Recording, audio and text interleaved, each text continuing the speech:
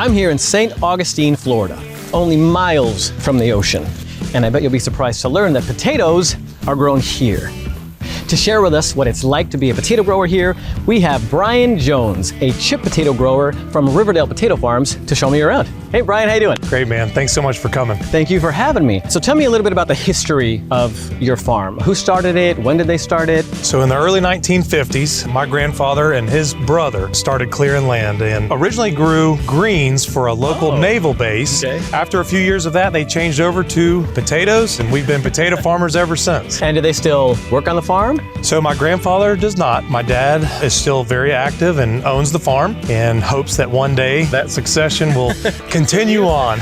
I've got two children, Carter and Cameron, and if they want to continue farming, it'll be here for them. We're letting them ride in the tractors and starting to learn a little bit about it. They come out and help me check irrigation and drain pipe. So they get to have the fun. They get the fun part. What do you and your family like to do when there's no work to be done? We love being on the water. So whether it's the St. Johns River, whether it's heading out to the ocean and walking on the beach, if we can get out and play, that's what we're gonna do. All right, so what do you want to show me first? It's harvest time, so I think we ought to check that out. All right, show me. All right.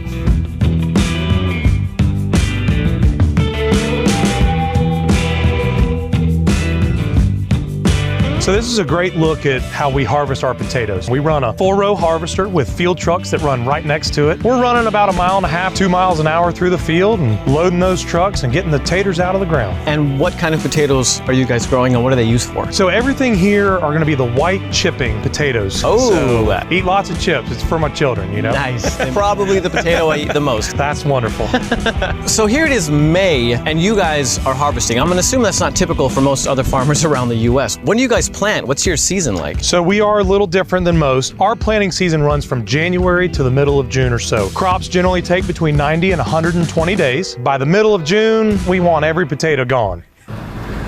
Okay, I need you to tell me a little bit about these trucks because they seem military grade. They actually are. They're early 80s model 5-ton military trucks. We get substantial rains down here sometimes. These guys can go anywhere they want. Put some potato bodies on them, and those are the trucks that we use to get the potatoes out of the field. Okay, I picked these up on the way over because I noticed that they're a lot rounder and smaller than a russet, but also that the skin is really thin. Is that on purpose? It is. So we want these to be a uniform round shape so that when they go to the chip plant, they are a uniform chip. The skin on these is also really thin on purpose. What happens is by the time they come out of that field and come up here, those potatoes start rubbing and they're touching. And by the time they get on that semi, most of that skin is gonna come off. So that when they get to the plant, they're ready to be sliced, diced, fried up, and in a bag of chips within 24 hours. That's what's happening in there right now. A lot of grading, a lot of sorting. That's right. The trucks that we saw in the field, they carry those potatoes up to the barn. We actually size them right away. The good potatoes that we're wanting on the trucks, we then wash. Those washed potatoes continue through the line. We've actually got a piece of equipment that has 62 cameras on it that within a split second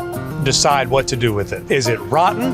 Is it good? And then it continues on down the line. We have scales that weigh out the potatoes as they're being loaded on the truck, send that truck on up the road to get in that bag of chips. There's a lot of workers. Are these guys all local? We do have a great local community here. These folks have been with us for 30 plus years. They come in, they help grade, they help sort, they help everything. It's an integral part to our system and we can't do it without them. You mentioned that there's equipment that has 62 cameras, so I'm assuming technology must play a pretty big role. Innovative technology has to be a part of your operation. Yeah. So we've got some irrigation technology, we've got some spore technology, and if you'd like, I'd love to show you some of that. Yes, please. Yeah, come on. All right.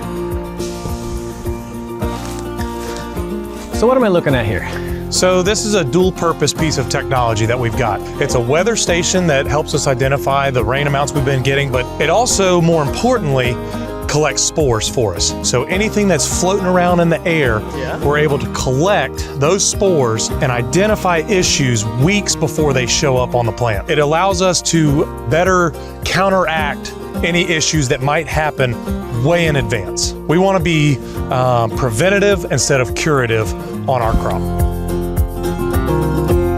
It's not just the weather stations or the spore collectors. We do a lot with irrigation here. What we're trying to do is irrigate less, but still keeping that water table exactly where it needs to be. So we now have subsurface irrigation, which allows us to raise and lower that water table exactly where it needs to be. We also have fertilizer equipment that instead of spreading it 60 feet at a time, we now drop it 6 inches right above the plant so we can then wrap that fertilizer up and put it exactly where the plant needs to uptake it. All of those innovations are so that our nutrients don't leave our soils, so we can protect this beautiful river that we have 100 yards away from our farm. Considering all of that, what makes this region so ideal for growing your potatoes? We've got great soil. It's a sandy loam soil, so it irrigates very well. And our heavier rains, it'll allow that water to get away as well. You know, it's just a great area temperature-wise, and soil conditions make it idyllic. And what about challenges? Oh, there's plenty of challenges. I mean, that's why we have to be innovative with what we're doing so that we have this land for generations to come. Something that we're facing here is urban development. So we've got encroachment coming every day. The pressures that we face are not getting less, they're getting more. But that's something that farmers overcome every day. We know how to face adversity and keep trucking on. We have to put food on your table, on my table, to feed the world. And I appreciate it. Absolutely.